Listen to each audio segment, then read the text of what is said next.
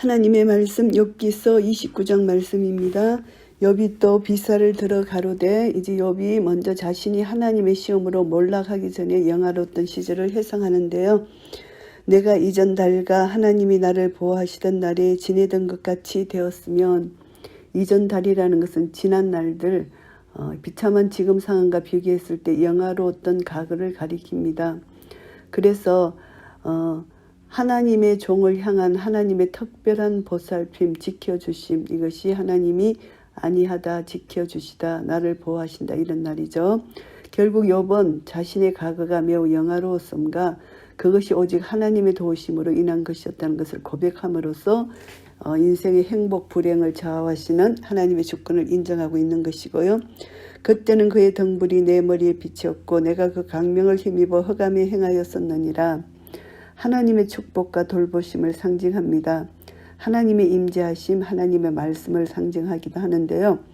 욥은 자신의 인생 행로를 늘 조명해 주시고 인도해 주시는 하나님의 자비로운 섭리에 힘입어서 어려움을 직면했을 때마다 환난 중에도 좌절하거나 넘어지지 않고 올바른 길로 안전하게 행할 수 있었다는 것입니다. 결국 하나님의 크신 은총을 상기하고요. 아울러 행복했던 과거로 돌아가고 싶은 염원을 표현하고 있는 말씀입니다.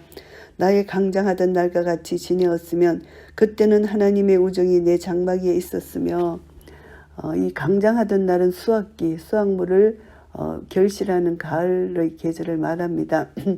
욥 자신의 신체적 성숙을 뜻하는 것으로 보기도 하고요. 그래서 제일 흥행했던 시절을 의미한 것으로 보는 것이 무난하겠습니다. 그래서 이 비밀이라는 것은 친밀한 우정, 하나님과 자기의 관계, 밀접한 관계, 사랑의 관계였다는 것을 나타내고요. 그때는 전능자가 오히려 나와 함께 계셨으며 나의 자녀들이 나를 둘러 있었으며, 욥은 자신의 지금 상태를 전능하신 하나님이 함께 하시지 않으므로 일어난 결과라고 생각합니다. 과거에 하나님께서 함께 하셨을 때는 욥은 행복했다는 것입니다. 어떤 대적도 없었고 욥 자신도 그 어떤 악행도 저지르지 않았다, 이렇게 말하는 것이고요. 자녀들이 나를 둘러 있었으며, 이것은 부모의 주위를 돌아다니며 즐겁게 뛰노는 아이들의 소리, 그 무엇에도 비교할 수 없는 행복을 나타냅니다. 자녀들은 하나님의 축복이 함께한다는 상징이잖아요. 그래서 욥이 행복했던 시절을 여기서 나타내고요. 욥 자신뿐만 아니라 자녀들을 회상하는 그런 내용입니다. 버터가 내 발자취를 씻기며 반석이 나를 위하여 기름 시내를 흘려내었으며, 버터는 부유한 자들이 가질 수 있는 것인데 이 기름, 부유를 상징합니다. 그래서 욥은 환난 당하기 전에 얼마나 부유했는가를 비유적으로 가정하는 것입니다. 버터로 자신의 발을 씻을 만큼 농장의 수확이 풍족했다는 것이고요. 그리고 반석이 나를 위하여 기름 시내를 흘려낸다는 것은 이제 물질적인 부를 묘사하는 것입니다. 엄청난 부, 하나님의 각별하신 은혜 축복으로 말미암아 반석이라는 표현으로 설명하고 있는데요. 모세가 강야에서 반석을 쳐서 물을 낸 것과 같은 그런 체험, 욥은 자신의 생활에서 마치 모세가 반석을 쳐서 물을 낸 것처럼 기름을 흘러내는 놀라운 물질적 축복을 경험했다는 것을 이렇게 비유하는 것이고요.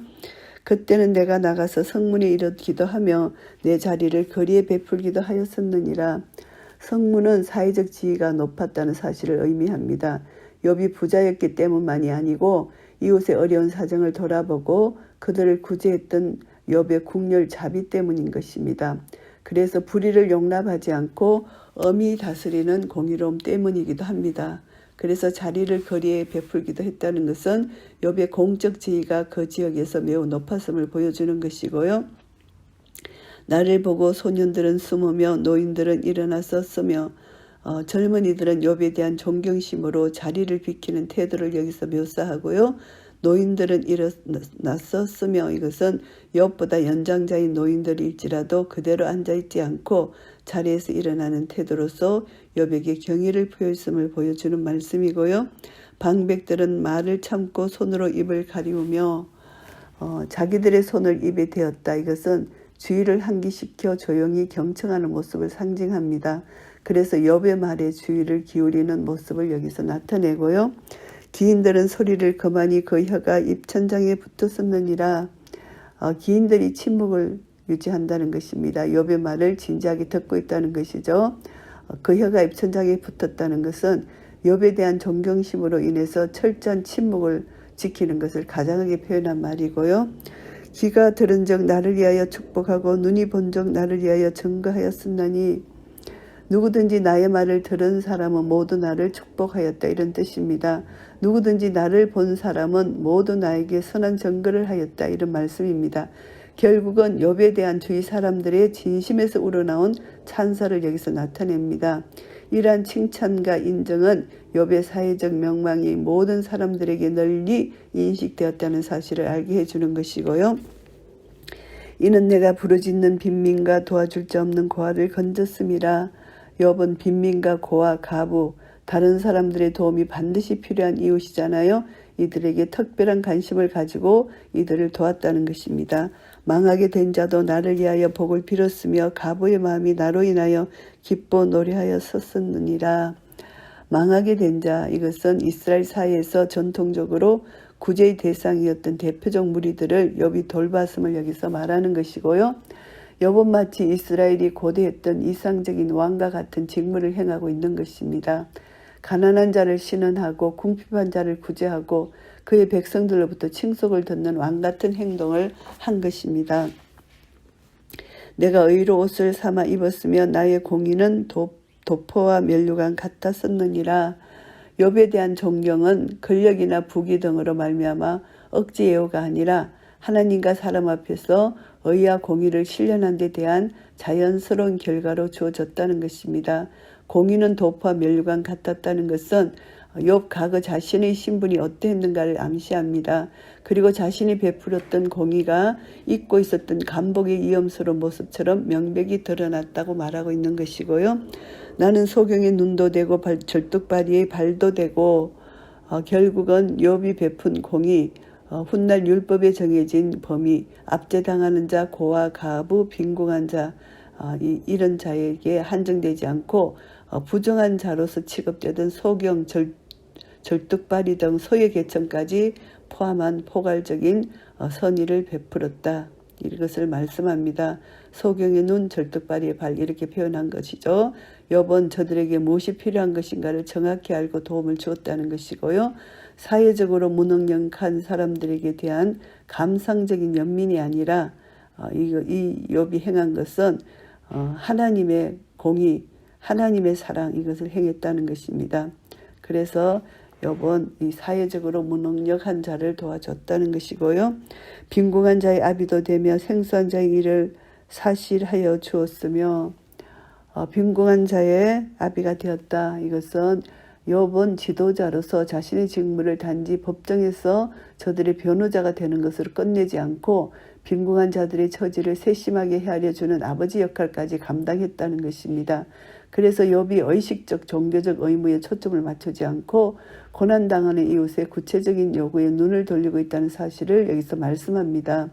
그래서 우리도 하나님 사랑, 이웃 사랑에 초점을 둬야 된다는 것을 알게 되고요. 생수한 자의 일을 사실하여 주었다. 이것은 외지에서 온 사람일지라도 억울한 누명을 쓰지 않도록 공정하게 그들을 변호했다는 것입니다. 공의를 수행한 욥의 자세를 여기서 나타내고 있는 말씀이고요. 불의한 자의 어금니를 꺾고 그 이 사이에서 겁탈한 물건을 빼어내었느니라. 어금니를 꺾는 행위, 이것은 힘을 믿고 날뛰는 짐승이나 사람의 길을 제압하는 치명적 공격을 뜻하는데요. 한 모습을 보면은 이스라엘 사회에서 억눌리는 자들을 위해서 봉사해야 할 지도자들이 도리어 그 건세를 이용해서 약한 백성들의 재물을 탈취하는 그런 이율 배반적인 삶을 사는 이 모습을 여기서 나타내는 것이고요. 내가 스스로 말하기를 나는 내 보금자리에서 순종하리라. 나의 날은 모래같이 많을 것이라. 욥은 하나님의 축복과 공의를 실현시키는 신실한 삶으로 말미암아 자신의 채우는 가족들이 지켜보는 가운데 편안하게 맞이하게 될 것이라고 생각했었습니다. 모래 같을 것이다. 욥이 자신의 공의에 대한 하나님의 축복으로 인해서 바다의 모래처럼 장관 삶을 누릴 것을 기대했다는 뜻이고요. 내 뿌리는 물로 뻗어나가고 내 가지는 밤이 맞도록 이슬에 젖으며 욥은 자신을 굵고 튼튼한 한 그루 나무로 묘사하고 있습니다. 물로 뻗어나가 충분한 수분을 흡수하여 열매를 많이 맺는 무성한 나무처럼 되리라고 생각했던 것입니다. 그래서 욥이 자신의 번성을 기대하는 근거는 의와 공의에 따른 것이다. 이것을 말씀하는 것이고요. 가지는 이슬에 젖는다. 비록 건조기가 다가오더라도 밤 이슬이 나무 가지들을 충분히 적셔주는 것처럼 욥은 그 어떤 역경과 고난도 능히 감당해낼 수 있으리라고 확신하는 말씀이고요.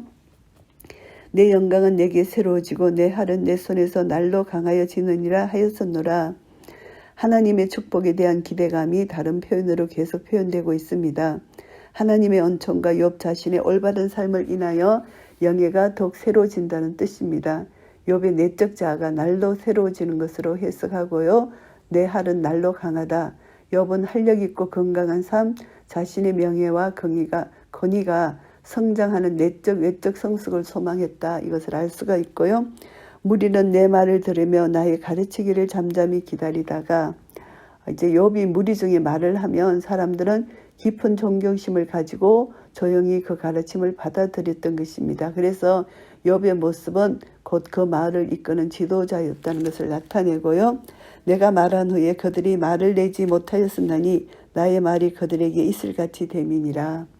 욥의 말이 마치 팔레스타인 지역의 기호상으로 볼 때 이제 아침에 내리는 이슬처럼 중요한 비중을 차지했다 이런 뜻이고요. 그들이 나 바라기를 비같이 하였으며 입을 벌리기를 늦은 비 기다리듯 하였으므로 비는 메마른 땅을 적시는 겨울비를 가리킵니다. 사람들이 마치 건조한 겨울 땅에 비가 내려 농사를 지을 수 있게 되기를 기다리듯이 인내와 신뢰를 가지고 욥의 말을 경청했다는 것이고요. 욥은 그 주민들을 지혜로운 조언자였다. 주민들의 그리고 정신적인 지주였다. 이렇게 생각하고요. 늦은 비는 3월과 4월에 내리는 봄비입니다. 다가오는 수확을 위해서 반드시 필요한 비인데요. 욥은 자신의 말이 사람들에게 얼마나 간절한 것이었던가를 이렇게 표현하는 것이고요. 그들이 의지 없을 때 내가 함소하여 동정하면 그들이 나의 얼굴빛을 무색하게 아니하였었느니라. 확신하다, 믿을 만한 존재다. 이것을 여기서 말합니다. 그래서 의지 없다. 이들이 아무 사람도 의지할 수 없는 공허한 상태에 있을 때 이 욥은 사람들을 도와줬다는 것입니다. 그들에게 유익을 줬다는 것이죠. 무색하게 아니하였다. 욥의 다정하고 자애로운 표현을 여기서 나타냅니다. 결코 다른 사람을 무시하지 않았다. 그들의 영혼에 생기를 주는 믿음직하고 존경받는 지도자였다는 것을 알게 되고요. 내가 그들의 길을 택하고 어둠으로 앉았었나니 왕이 군중의 감도 같았고 애곡하는 자를 위로하는 사람도 같았었느니라. 지금까지 진술한 내용들을 압축하여 표현하는데 자신의 의로움에 대한 강한 변론입니다. 그들의 길을 택했다는 것은 욥이 백성들의 인생의 길을 제시해주는 신앙적 통찰력을 지닌 지도자였다는 것을 나타냅니다. 앉았었나니 재판하기 위해서 자정하는 왕의 보좌에 앉는 것을 의미하는데요. 욥은 통치권을 가리키고 이것은 마치 왕이 자신이 다스리는 군인들 가운데 호령하는 것과 같은 이런 모습.